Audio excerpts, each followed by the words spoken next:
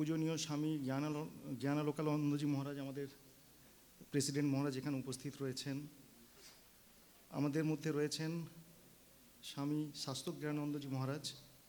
স্বামী বাসবানন্দজি মহারাজের সাথে আমার নিয়মিত যোগাযোগ রয়েছে, কারণ উনি আমাদের অফিসের সাথে নিয়মিত যোগাযোগটা রাখেন রামকৃষ্ণ মিশন ব্লাইন্ড বয়েজ একাডেমির পক্ষ থেকে। এছাড়াও আমার সাথে স্বামী অসীমা চৈতন্য মহারাজের যিনি প্রিন্সিপাল রয়েছেন, ওনার সাথেও নিয়মিত কথা হয়।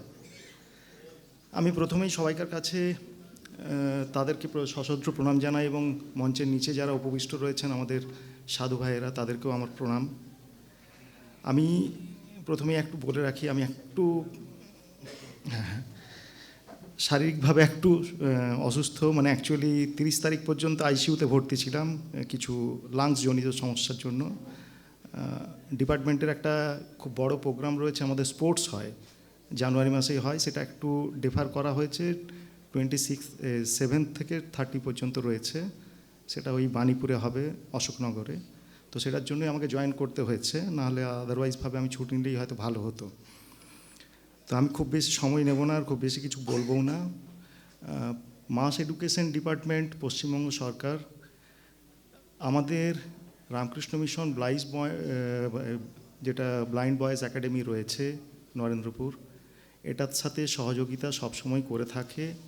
এবং এখানে এটা বলতে আমার কোনো বাধা নেই, এই ব্লাইন্ড বয়েজ একাডেমি এবং আমাদের যে ব্রেল প্রেস নরেন্দ্রপুরে রয়েছে, এই দুটো পশ্চিমবঙ্গ সরকারের কিন্তু আমরা শোপিস হিসেবেই ব্যবহার করি।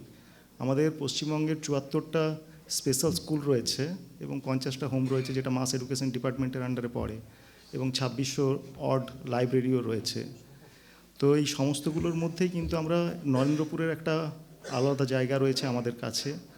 আমরা চেষ্টা করি সরকারের যে সামর্থ্য রয়েছে সেই সামর্থ্য অনুযায়ী যতটা পাশে দাঁড়ানো এবং সহযোগিতার হাত বাড়িয়ে দেওয়া।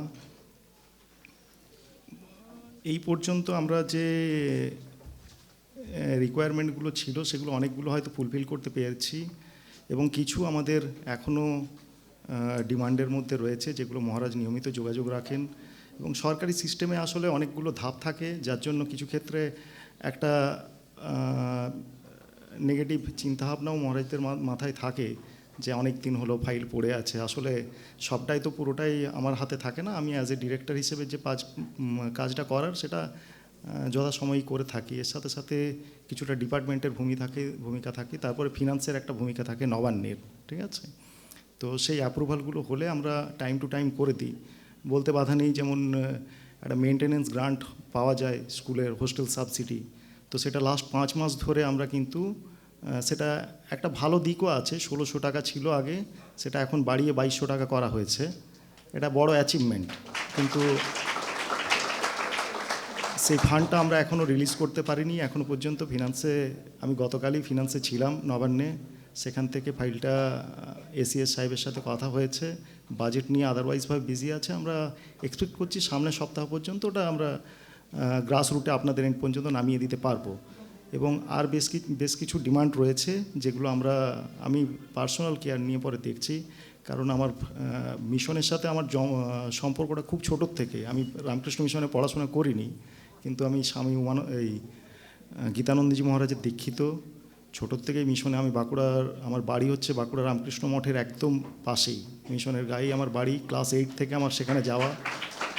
আমি পুরুলিয়া রামকৃষ্ণ মিশনের অধ্যক্ষ হিসেবে স্বামী উমানন্দজি মহারাজ ছিলেন, সে সময় নিয়মিত পুরুলিয়া রামকৃষ্ণ মিশনেও যাওয়া হতো। মহারাজ একবার বাবাকেও বলেছিলেন, আবদার করে, যে জেলা স্কুলে অনেক পড়লো 10 পর্যন্ত, 11-12টা অন্তত পুরুলিয়াতে পাঠিয়ে দিন। বললো না, ছেলেকে ছাড়বো না এখন। যাই হোক, সেটা হয়নি, কিন্তু আমার ইচ্ছে, আমার ছেলে এখন ক্লাস 4-এ পড়ে, আগামী দিন যদি নরেন্দ্রপুর বা দেওঘরে পড়তে পারে আমি তো খুব খুশি হব।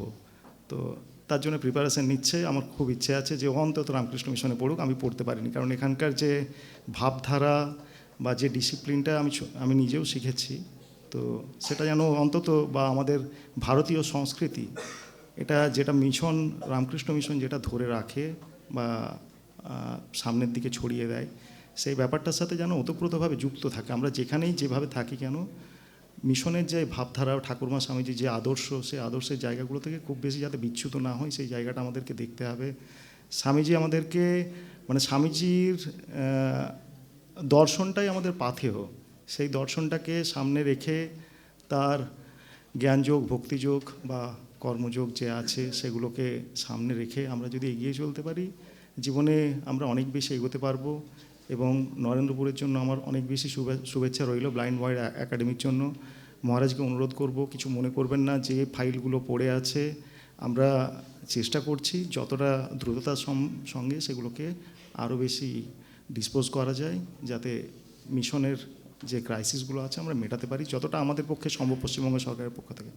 সকলকে যথাযোগ্য স্থানে সম্মান জানিয়ে এবং বাচ্চাদেরকে আমার শুভকামনা জানিয়ে তারা বড় হোক, কারণ এইখান থেকেই অনেকে, আমি নিজেও একবার ভিজিট করেছি ব্রেল প্রেসটা, আমি গত মাসে এসেছিলাম, ব্রেল প্রেস দেখেছি, মানে আমি নিজেও খুব অভিভূত। এবং বাচ্চারা যেভাবে রিড করছে, তাদের থাকার জায়গা, বাসস্থান, মানে যে পরিবেশ তাদেরকে এখান থেকে মিশন প্রোভাইড করে, সেটা মোর দ্যান অ্যানাফ আমার মনে হয়। তো যাক, সেটার সাথে আমরা যতটা সহযোগী ওতপ্রোতভাবে হয়ে থাকতে পারি আমরা সেটাই চেষ্টা করব। বেশি কিছু বলছি না, শারীরিকভাবে পুরোপুরিভাবে ফিট নই। সকলকে যথাযোগ্য স্থানে সম্মান জানিয়ে, মহারাজদেরকে আবার প্রণাম জানিয়ে আমি বক্তব্য শেষ করছি। ধন্যবাদ।